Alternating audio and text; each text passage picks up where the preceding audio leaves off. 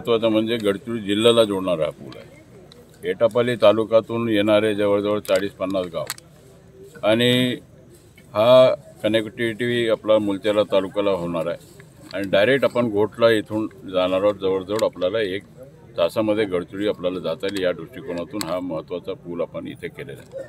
18 कोटी रुपये खर्च करून हा पूल आपण बांधणार आहोत। आज आता आपण भूमिपूजन केलेलं आहे आणि जवळजवळ 12 ते 18 महिन्यामध्ये आपल्याला हा पूल पूर्ण करायचा आहे आणि त्या दृष्टिकोनातून हा अति महत्त्वाचा लोकांचा वारंवार आम्हाला निवेदन होतं की आपण हा पूल झाला पाहिजे। हा महत्त्वाचा कनेक्टिव्हिटी आता जुळणार आहे। हा महत्त्वाचा काम आहे। गेल्या कित्येक वर्षापासून कनेक्टिव्हिटीपासून हा रस्ता वंचित होता, त्यामुळे प्रशासनाने दखल घेऊन आज इथे 130 मीटरचा पूल जवळजवळ 18 कोटीचा मंजूर केलेला आहे। त्याची निविदा झालेली आहे आणि येणाऱ्या 12 महिन्यांमध्ये आम्ही हा पूल पूर्ण करण्याचा पूर्ण प्रयत्न करू।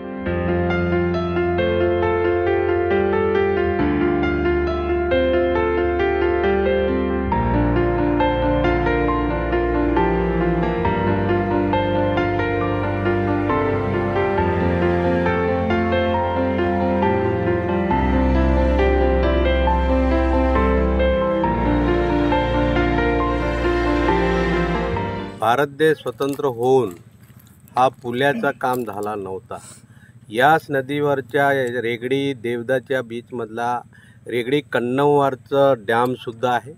या डॅमच्या नंतर वेस्टवरून जो पाणी येणारा रस्ता होता तो गेल्या 75 वर्षापासून हा रेगडी आणि देवदामधला पुल्या हा लोकांची मागणी होती आहे आणि या दोन्हीही हा रेगडी देवदा पुल्याचं हा 2 विधानसभाचा आणि पूर्ण जिल्ह्याचा मध्यभागी असलेला हा पुल्य आहे आणि या ठिकाणी एटापल्ली असेल, भामरागड असेल, त्या परिसराच्या सर्व मुलचेरा असेल किंवा 70 किलोमीटरचं डिस्टन्स या ठिकाणी वाचतो।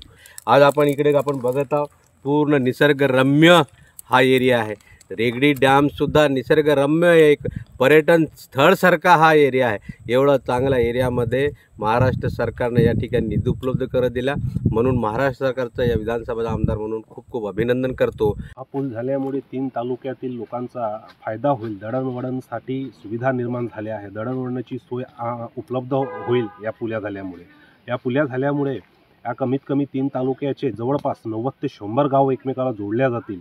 पावसाळ्यामध्ये जो त्रास या लोकांना व्हायचा, या क्षेत्रातील लोकांना व्हायचा, त्या त्रासापासून मुक्तता या जनतेला भेटेल। काही वर्षापासून आमचं हे अडताळ घोट म्हणा, रेगडी म्हणा, जाहले कोणताही अडचण, फार मोठा अडचण म्हणजे अडथळा पैदल जाण्याने, कोणाला गाडीले पलटवलं, कोणी असं झालं फसले। हे पुल्या बिलकुल आनंद व्हायलाच पाहिजे।